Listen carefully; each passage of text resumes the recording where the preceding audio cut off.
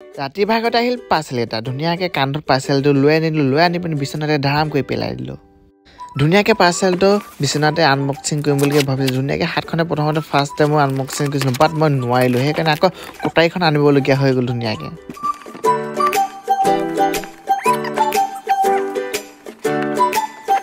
পাৰ্চেলটো তেনে বিশেষ একো নাছিল বেড টেবুল এখন আছিল কিতাপ পঢ়া অকণমান প্ৰব্লেম হৈছিল যে সেইকাৰণে বেড টেবুল এখন অৰ্ডাৰ দিলোঁ 365 মান লৈছে আৰু সেইকাৰণে ঠিক ঠাকে আছে পাৰ্চেলটো আনবক্সিং কৰাৰ পিছতে লগালগ মই ভাত বনোৱাত লাগি গ'লোঁ ধুনীয়াকৈ প্ৰথমতে মই দাইলটো পাতিবলৈ চেষ্টা কৰি লৈছোঁ দাইলত ধুনীয়াকৈ কবি পাত আৰু আলু দুটা আৰু কণী এটা দি লৈছোঁ ধুনীয়াকৈ এনেকৈ খাম আৰু আজি